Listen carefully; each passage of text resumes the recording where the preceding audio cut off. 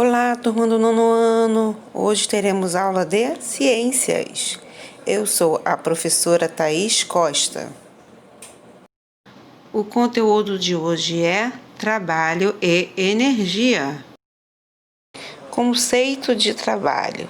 Em física, disse que o trabalho foi realizado quando uma força foi usada para deslocar um corpo.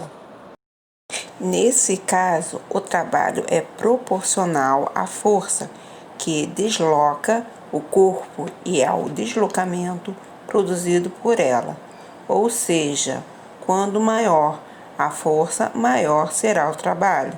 E quanto maior o deslocamento, também maior será o trabalho. Portanto, se a força atuar na direção e sentido do deslocamento, podemos definir matematicamente o conceito de trabalho, cujo símbolo é T. Nessa expressão matemática, F é a força e o D é o deslocamento.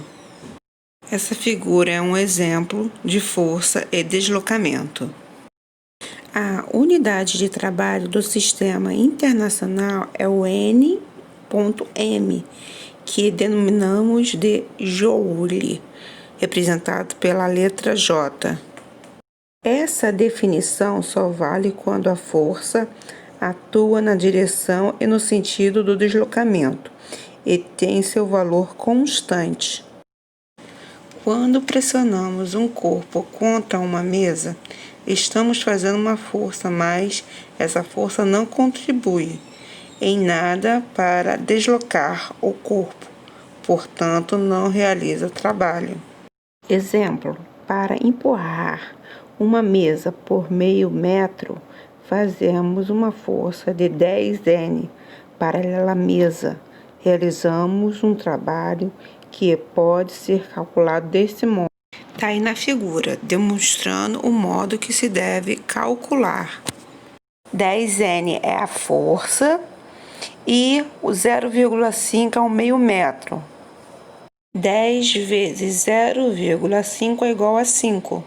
O trabalho de uma força paralela e no sentido do deslocamento é o produto da força por esse deslocamento. Agora vamos falar sobre força constante. Quando uma força constante atua em um corpo, produzindo deslocamento, o trabalho é calculado usando a seguinte fórmula. É essa aí que está na imagem. Essa é a legenda da fórmula. T é igual a trabalho, F é igual a força, D é igual a deslocamento. Zero é o ângulo formado entre o vetor força e a direção do deslocamento. Quando o deslocamento acontece no mesmo sentido da componente da força que atua no deslocamento, o trabalho é motor. Quando ocorre em sentido contrário, o trabalho é resistente. Exemplo: uma pessoa quer mudar a posição de um armário e, para isso, a empurra, fazendo uma força constante e paralela ao chão, com intensidade de 50, conforme a figura, sabendo que o deslocamento sofrido pelo armário foi de 3. Determine o trabalho realizado pela pessoa sobre o armário nesse deslocamento. Para encontrar o trabalho da força, podemos substituir diretamente na fórmula os valores informados, observando que o ângulo será igual a zero, pois a direção é o sentido da força e do deslocamento são os mesmos. Agora vamos aplicar na fórmula.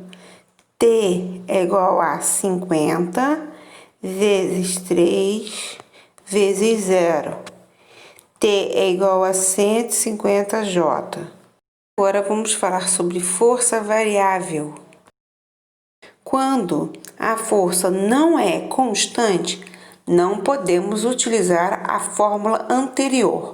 Contudo, verifique-se que o trabalho é igual em modelo. A área do gráfico do componente da força pelo deslocamento, F vezes D. No gráfico, representamos a força motora, que age no movimento de um carro. Determine o trabalho desta força que atua na direção do movimento do carro, sabendo que o mesmo partiu em repouso. Na situação apresentada, o valor da força não é constante em todo o deslocamento. Sendo assim, vamos calcular o trabalho através do cálculo da área da figura, que nesse caso é um trapézio. Assim, no deslocamento, a força motora fez um trabalho de 540 kJ. Vamos falar agora sobre o trabalho da força-peso. Todos os corpos nas proximidades da superfície da Terra sofrem a atuação de uma força devido ao campo gravitacional terrestre. Sendo assim, quando um corpo é abandonado de uma determinada altura, ele sofre um deslocamento, provocando por esta força chamada de força-peso. A força-peso é calculada por P é igual a M ponto G ponto H. Desta forma, podemos calcular o trabalho da força-peso. Esta é a fórmula da força e peso. Vamos identificar cada parte da fórmula.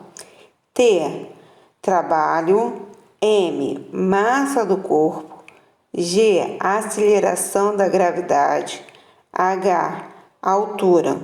O trabalho da força, peso, não depende do caminho, ou seja, seu valor só depende do ponto inicial e final da trajetória. Quando um corpo está caindo, o trabalho da força-peso é motor, pois ela atua no mesmo sentido do deslocamento. Se, ao contrário, o corpo estivesse subindo, o trabalho é resistente, pois o peso atua no sentido contrário do deslocamento.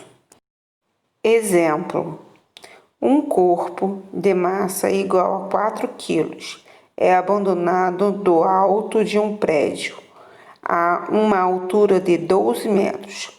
Considerando o valor da aceleração da gravidade local igual a 9,8, determine o trabalho produzido pela força-peso no deslocamento do corpo até o chão. Para calcular o trabalho da força-peso, basta multiplicar os valores indicados no enunciado. Agora vamos aplicar na fórmula. T é igual a 4 vezes 9,8 vezes 12, que é igual a 470,4. Agora vamos falar sobre o trabalho da força elástica. Quando esticamos ou comprimimos uma mola, verificamos que surge uma força que tenta fazer com que a mola volte à sua posição de equilíbrio. Essa força chamamos de força elástica, não é constante e sua intensidade varia em função da deformação. Assim que o modelo do trabalho da força elástica será igual à área da figura, que neste caso é o triângulo, sendo expresso por esta fórmula. T, trabalho. K, constante elástica da mola. X, deformação da mola. O trabalho da força elástica, assim como o trabalho da força-peso, também não depende da trajetória. Forças que possuem essas características são chamadas de conservativas. Para comprimir a mola é necessário um gasto de energia. Assim, aplica-se uma força em uma das suas extremidades, de que forma que a mesma se contraia. Dissemos que, ao se aplicar a força sobre a mola, há realização de um trabalho. Este trabalho corresponde à energia transferida da pessoa para a mola. A mola comprimida armazena energia. A energia armazenada na mola é denominada de energia potencial elástica. Potencial porque pode se manifestar e elástica porque está em um corpo elástico deformado. Teorema da energia cinética.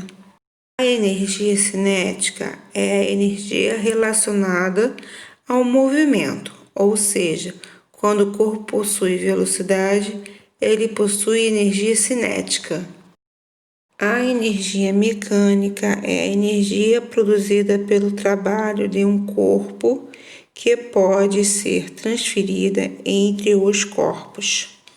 Ela corresponde à soma da energia cinética produzida pelo movimento dos corpos com a energia potencial elástica ou gravitacional produzida por meio de uma interação dos corpos relacionados com a posição dos mesmos.